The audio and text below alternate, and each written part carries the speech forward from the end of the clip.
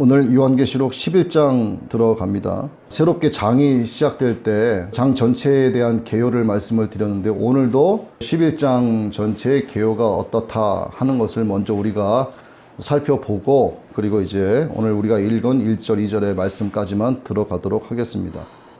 요한계시록 전체의 개요에 해당하는 장이 어디냐라고 묻는다면 11장이라고 할 수가 있습니다.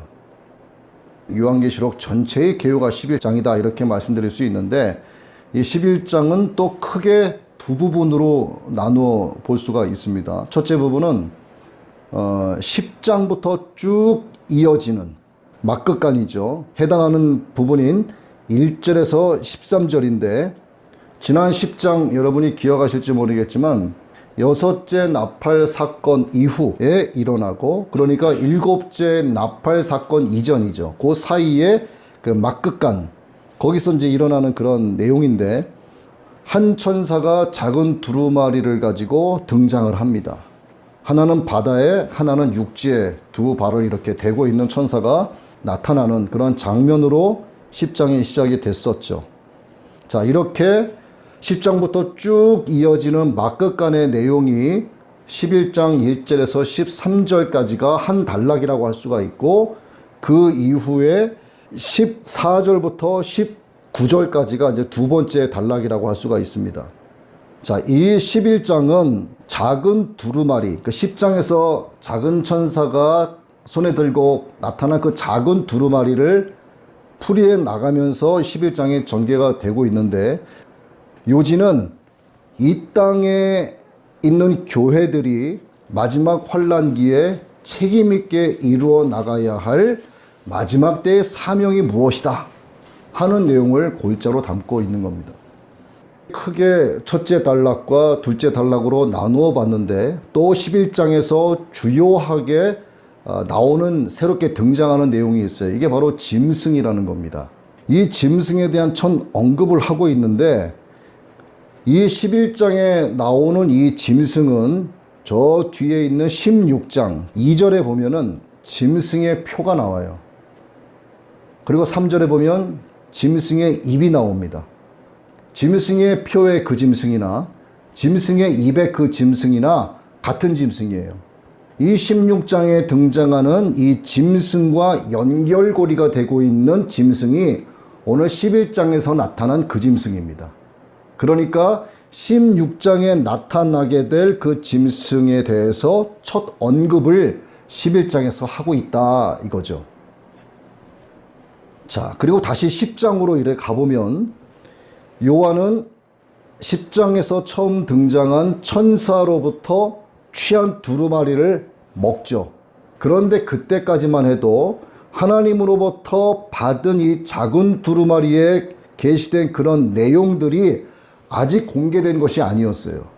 많은 백성과 민족과 언어와 왕들 앞에서 다시 예언해야 한다 하는 말씀이 후에 나오지만, 그때까지만 해도 감추어진 명령이었습니다. 그리고 이 작은 두루마리를 풀기 시작하면서 11장이 열려지고 있는 겁니다. 우리가 이제 11장의 말씀을 조금 보다 더 입체적으로 이해를 하기 위해서는 이 본장의 내용 구조를 우리가 위에서 지금 잠시 살펴봤는데, 보다 좀 구체적으로 살펴볼 필요가 있습니다. 그리고 이 11장을 신학자들은 어떻게 해석을 하고 있는가, 어떠한 견해를 이 11장을 두고 밝히고 있는가 하는 부분을 우리가 알아야지만 11장을 우리가 조금 더 입체적으로 이해할 수 있게 되는 겁니다. 이게 어떤 주제를 놓고 설교를 하는 게 아니고, 이게 강해 설교이기 때문에 내용이 다소 조금 딱딱할 수도 있고 좀 이렇게 무게가 있을 수도 있지만, 이 강해 설교를 들어야 됩니다. 자, 그래서 11장 전체 구조와 내용을 조금 구체적으로 살펴봅니다. 자, 첫째 단락이 1절에서 13절까지라고 말씀을 드렸죠. 이게 이제 10장에서 이어지는 막끝간이 계속 연결되어지고 있다 하는 겁니다. 자, 계시록 전체의 개요에 해당되는 이 부분, 이 11장, 이 부분은 사실상 말이죠, 이 계시록에서 정말 해석하기 어려운 부분이라고 할 수가 있어요. 그만큼 달리 해석을 해보면 많은 견해가 있다는 얘기입니다. 11장에 대해서. 자, 주요한 내용들을 보면 성전과 제단과 또 그 안에서 경배하는 자들을 측량하라. 하나님 이렇게 말씀하세요.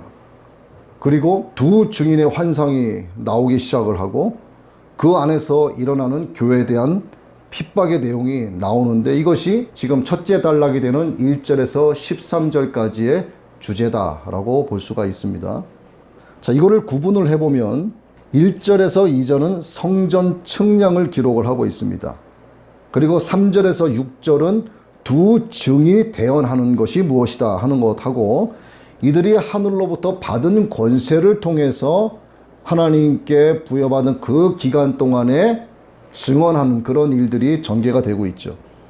그리고 7절에서 13절까지는 무저갱에서 올라온 짐승에 의한 두 증인의 죽음, 그리고 한때와 두때 반을 지난 두 증인의 부활, 이렇게 다뤄지고 있습니다. 그러니까 지금 큰 첫째 단락이 되는 1절에서 13절까지의 말씀을 세 단락으로 또 쪼갠 거예요. 자, 여기서 부활, 이 두 증인이 짐승으로부터 죽임을 당했는데 부활했다고 그랬죠. 이 부활이 주는 의미가 뭐냐 이거죠. 두 증인만 해당되는 것이 아니고 두 증인이 하나님으로부터 받은 그 영이 있을 거 아닙니까? 우리는 그 두 증인을 엘리야와 모세라고 보고 있는데 이 두 증인이 하나님으로부터 받은 그 영을 똑같이 이 땅에 남은 교회들이 그 영을 받아서 두 증인과 함께 짐승의 표를 받거나 받으려고 하거나 적그리스도의 편에 선 사람들에게 마지막 회개를 외치게 되는 거죠. 그러자 짐승이 나타나는 겁니다. 그리고 짐승을 대언하는 적그리스도가 등장을 해서 연합된 교회와 두 증인과의 전쟁을 일으키는 거예요. 그렇게 해서 마지막 회개를 외친 두 증인 및 교회들은 이 짐승들의 군대와의 전쟁에서 패하게 되는 건데 그 패함 역시도 하나님의 뜻, 하나님의 계획 안에 있다 이 말이죠. 패한 것이 패한 게 아니라 이 말입니다. 이게 뭐냐? 영광의 부활이 있을 거다라고 하는 거죠. 우리 성도들이 맞이하게 될 영원한 생명에 대한 증거의 말씀이라고 할 수 있는 거예요. 우리가 세상으로부터 믿는 자들이 핍박을 결국은 받지만 주님 가신 길을 우리는 가는 거예요. 그러나 그게 끝이 아니라 이거죠. 이 말씀이 우리에게 큰 위로의 말씀이 되는 겁니다. 너희들에게 부활의 소망이 있다 하시는 그런 상징의 말씀이 될 수 있다는 거죠. 그리고 크게 이제 두 번째 단락을 다시 한번 보면 14절에서 19절의 말씀이라고 했는데 일곱째 나팔을 보여줍니다. 일곱째 나팔은 일곱 대접 재앙을 준비하는 천사의 나팔이죠. 이 나팔이 울리면서 딱 나타나는 게 일곱 대접 재앙 이전에 장차 하나님과 그리스도께서 세상을 영원히 다스리게 될 것이다 하는 음성이 하늘로부터 나타나는 거예요. 언제? 일곱째 나팔을 부니까 그 음성이 나타나는 겁니다. 바로 이 부분이요. 바로 이 부분이 이 요한계시록 전체의 주제에 해당하는 하나님 나라입니다. 하나님의 나라가 임하는 거예요. 이게 하나님의 구속의 완성이 되는 거예요.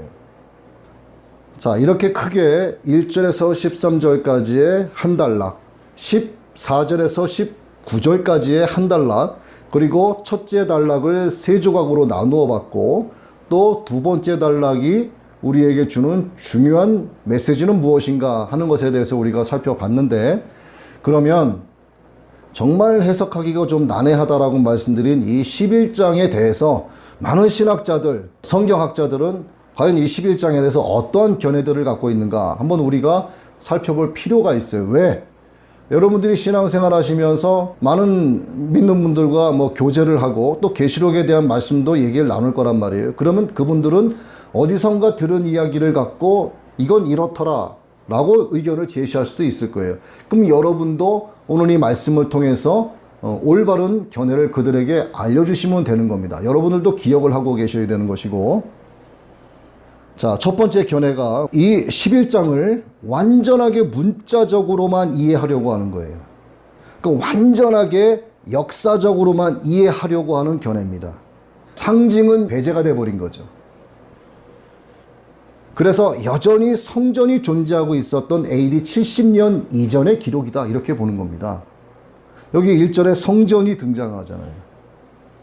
그래서 AD 70년 이전에 기록된 초기 유대 묵시록의 일부다 이렇게 해석을 하는 견해입니다.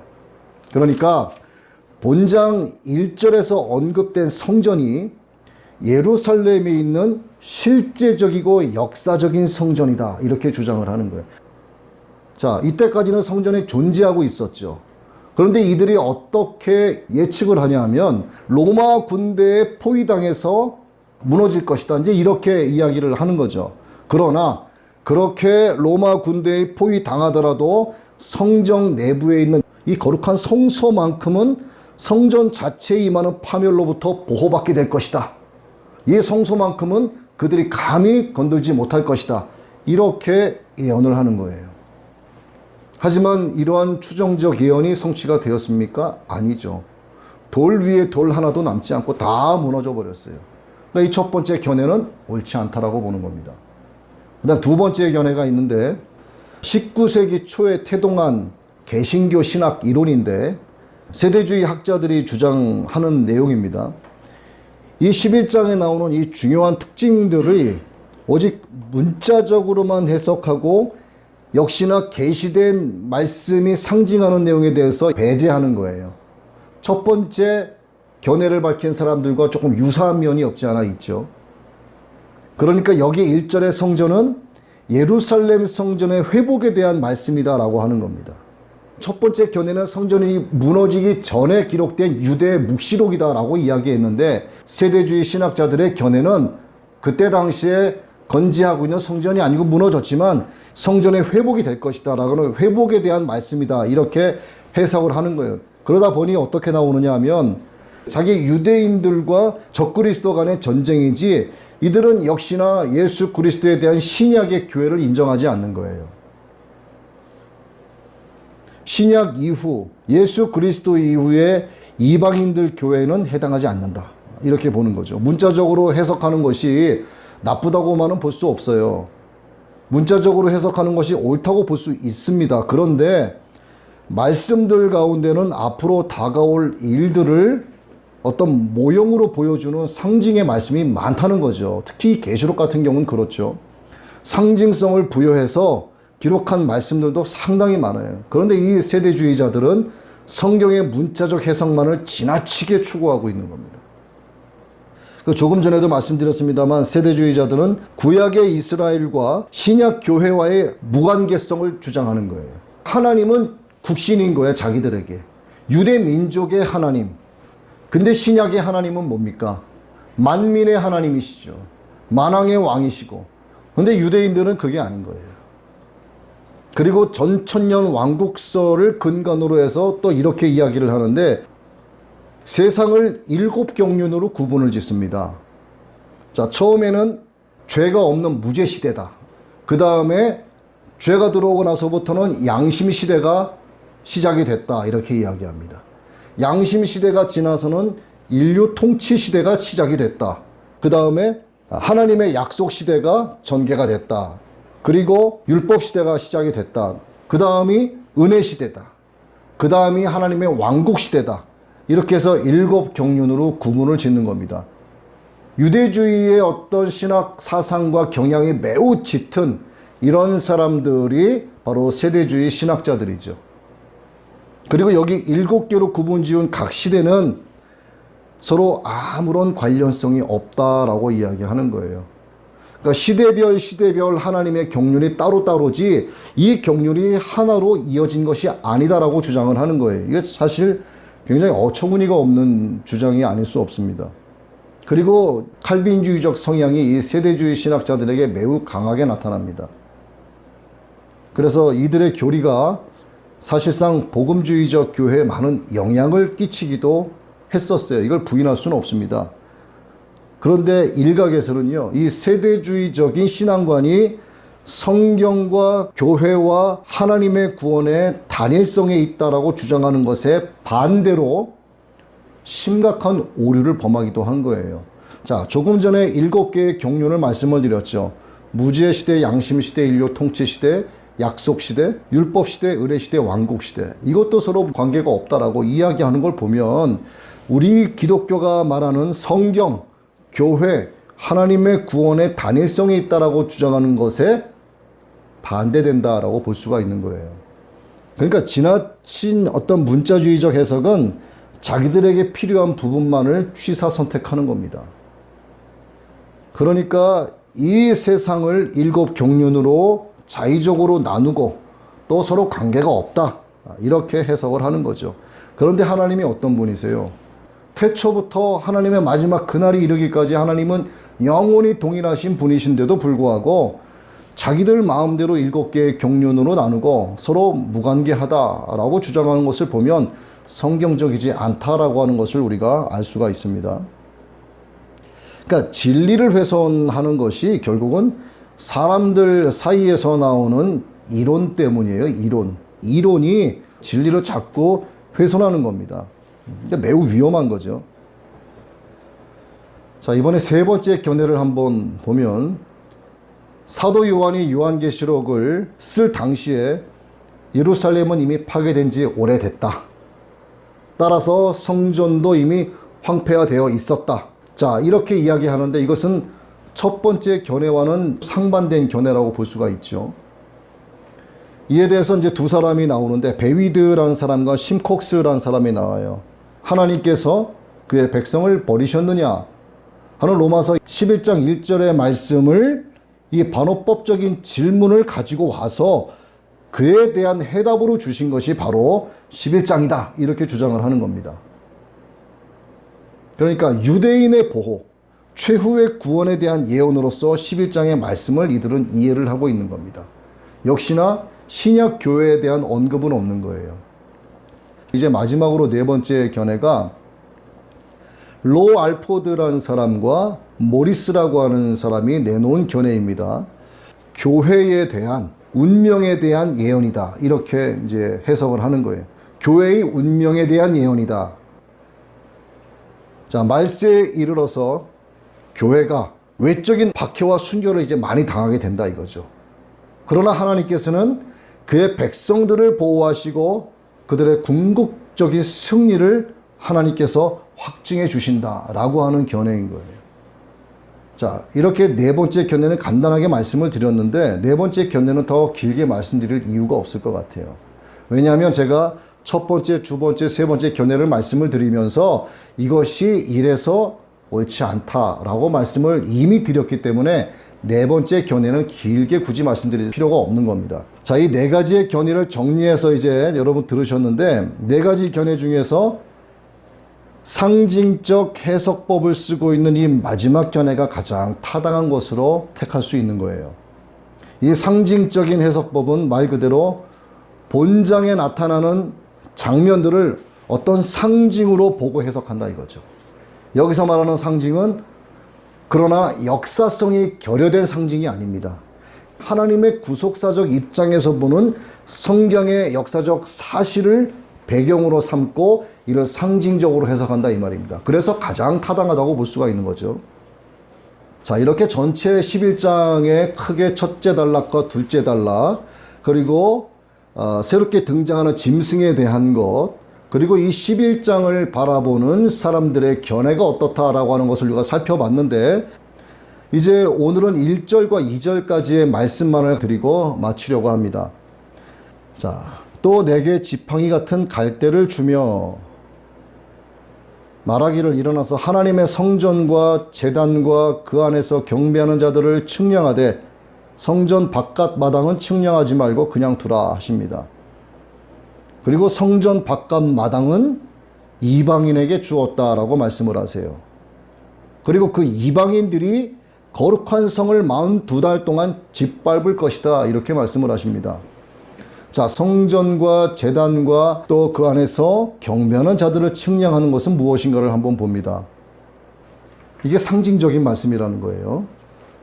자, 구약시대에 많은 선지자들이 등장을 하지 않습니까? 이 선지자들은요, 하나님의 말씀을 극적으로 백성들에게 전하기 위해서 하나님으로부터 명령받은 내용을 상징적인 행위로 많이 표현을 했어요. 그 한번 상징들을 살펴봅니다.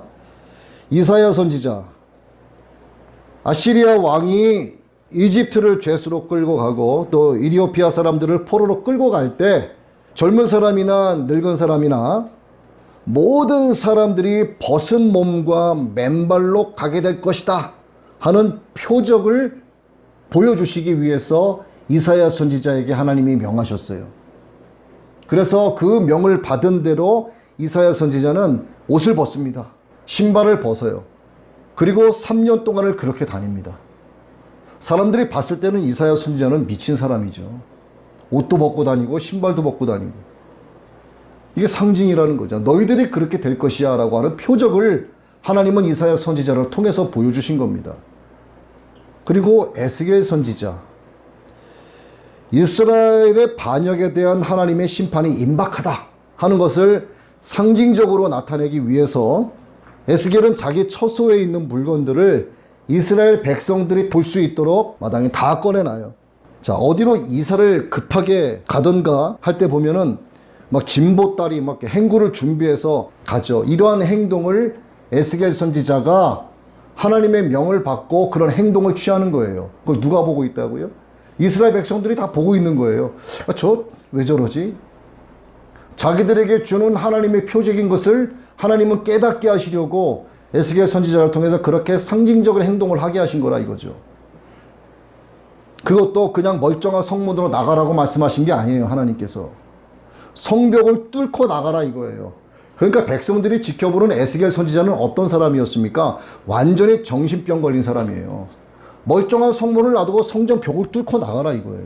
반역하는 이스라엘이 에스겔 선지자의 그런 행동을 보고 왜 저럴까 하는 것을 생각하게 하는 표적으로서 그들로 하여금 회개하게 하시려는 하나님의 오래 참으심의 은혜가 그 죄를 범하고 있는 이스라엘 백성들에게 마지막으로 들어가고 있는 건데 백성들이 그것도 깨닫지 못하는 거죠. 그리고 이제 신약에도 보면 이런 상징적인 행동이 또 나오는 게 있는데 아가보 선지자입니다. 사도행전 21장 10절에 아가보 선지자가 나오는데 사도 바울이 예루살렘에서 포박당할 것이다 하는 것을 예언하기 위해서 바울의 띠를 가져다가 자기의 수족을 결박하는 그런 상징적인 몸짓을 하죠. 자, 이렇게 지금 세 가지의 상징적인 행동을 했었던 아가보 선지자, 에스겔 선지자, 이사야 선지자의 상징적인 행동을 하나님으로부터 명을 받아서 표적을 보이기 위해서 했던 것을 말씀을 드렸는데, 자, 오늘 본문의 성전 측량에 대한 명령도 이와 같은 맥락이라 이 말이에요. 정말 줄자를 가져다가 이렇게 재고 그게 아니고 이 상징적인 거라 이 말입니다. 마지막 환난 기간 중에도 하나님께서 교회를 보호하시고 이스라엘의 회복을 이루시기 위해서 천사를 통해서 요한에게 명령을 하신 겁니다. 표적인 것이죠. 이 세상의 마지막 측량이 시작될 것이니 성전 안에 거해야 된다 이 말입니다. 말씀으로의 회복을 이루어야 되고 기도의 회복을 이루어야 되고 믿음의 회복을 이루어서 영적으로 깨끗한 세마포를 입을 수 있는 자로 준비하고 있으라 하신 하나님의 경고의 말씀인 거죠. 이제 측량이 시작될 것이니 아직까지도 메시아를 기다리는 너희 이스라엘, 아직도 하나님의 나를 국신으로 섬기고 있는 너희 이스라엘은 깨어있으라 이 말이죠. 회개하고 지성소가 되는 예수 그리스도 안으로 들어오라. 이에 대한 표적으로서 성전과 제단과 그 안에서 경배하는 자들을 측량하라 이렇게 말씀하신 겁니다. 그러면 하늘의 성전이 열리는 것을 너희가 보게 될 것이다. 그리고 그 성전 안에 하나님이 약속하시고 상속하신 그 언약궤를 너희가 보게 될 것이다. 이렇게 말씀해 주시는 거예요. 이러한 사실들을 가르쳐주기 위해서 하나님은 이 재앙의 난리통 안에서도 자기의 백성이 세상을 등지고 지성소가 되시는 예수 그리스도의 십자가 바라볼 수 있도록 사도 요한으로 하여금 성전과 제단과 그 안에서 경배하는 자들에 대한 측량 행위를 하라고 명령을 하신 겁니다. 그리고 여기 1절 말씀 보시면 막대기 같은 갈대가 나와요. 지팡이 같은 갈대가 나옵니다. 이거는 길이를 재는 역할을 하는 그런 도구로 등장을 하는 거죠. 잰다 이겁니다. 이게 뭡니까? 바로 정확하다 이거예요. 정확한 게 뭐예요? 세상에서 가장 정확한 게 뭡니까? 절대 불변인 게 뭐예요? 여러분이 지금 가지고 계시는 성경, 하나님의 말씀이에요. 하나님의 말씀으로 측량한다 이 말입니다. 초대교회 신앙 그리고 어떤 행위의 규칙으로 받아들여진 교리인 정경은 헬라어 캐논이라는 말에서 유래가 되었어요. 이 캐논은 원래 길이를 재는 자를 가리키는 말이었는데 이게 성경과 관련해서 캐논이라는 말이 쓰여질 때는 하나님의 거룩하신 영감성과 권위에 대한 판단을 거쳐서 인정받게 된 책들의 집합체를 가리게 된 것입니다. 즉 성경이라 이 말이에요. 아주 정확하다 이겁니다. 전혀 오차 없는 것. 신구약 66권 성경 각 권은 정경으로 확증되기 이전에도 하나님의 말씀이었죠. 확증되고 난 이후에 하나님의 말씀이었다? 아닙니다. 그 전부터 하나님의 말씀이었어요. 다만 교회 그리고 당시의 공의회는 정경으로 정해진 책들을 인정하고 한 책 속에 모은 것입니다. 그러니까 그 외에도 많이 있었다는 거예요. 뭐가 있었는가? 성경의 어떤 편집하고 선정하는 과정에서 제외된 책들이 있었는데 이게 BC 2세기에서 AD 1세기 문서인 외경이라는 책입니다. 여기 보시면은 여기 외경이라는 책이 있죠. 이 외경이라는 책이 있어요. 그리고 또 있어요. 기독교의 경전인 구약과 신약을 막론하고 현재 기독교에서 신앙에 도움이 되는 공의문서로 인정받지 못하는 게 있는데 이 외경 말고 위경이라는 게 또 있어요. 이것은 인정받는 책은 아닙니다. 그런데 우리가 외경이니 위경이니 뭐 이런 거 다 내려놓고 오늘 우리가 하나님의 말씀을 통해서 기억할 한 가지만 정확히 기억하면 됩니다. 성경이에요. 성경. 하나님의 말씀이 모든 그리스도인의 신앙과 행위를 재는 측량의 기준이 된다. 이 한 가지 사실만 우리가 정확히 기억하고 있으면 됩니다. 그리고 지성소가 되시고 율법의 완성을 이루신 예수 그리스도 안에 있어야 하는 것이고 예수 그리스도로 옷 입고 있어야만 깨끗한 영적 세마포를 입는 이기는 자들이 되어야 한다 하는 이것만 우리가 기억하고 있으면 됩니다. 그래서 하나님의 말씀대로 하나님의 말씀으로 살아야 한다는 거죠. 그리고 말씀이 육신이 되어서 오신 분이 바로 예수 그리스도다라는 사실을 우리가 기억을 하고 교회의 머리가 되시는 예수 그리스도 안에 거하면서 믿음을 굳게 지켜나가면 된다 하는 것입니다. 그러면 하나님께서 하나님의 말씀으로 언제든 성전과 제단과 그 안에서 경배하는 자들을 측량하실 때 우리는 측량받는 자들 안에서 잘했다 칭찬받는 자들이 되면 되는 거예요. 오늘 하나님께서 우리에게 주시는 말씀이 바로 이겁니다. 여러분 모두가 그렇게 되시기를 주의 이름으로 축원합니다.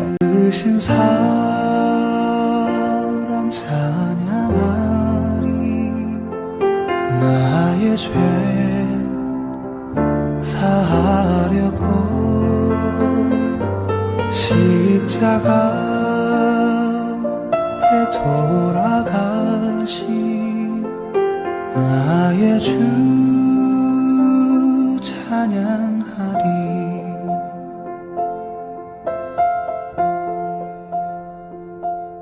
내가 구원받은 증거 기뻐 전파하리라. 내 죄 모두 담당하신 주의 사랑 크셔라. 크신 사랑 찬양하리. 나의 죄 사하려고 십자가에 돌아가신 나의 주 찬양하리.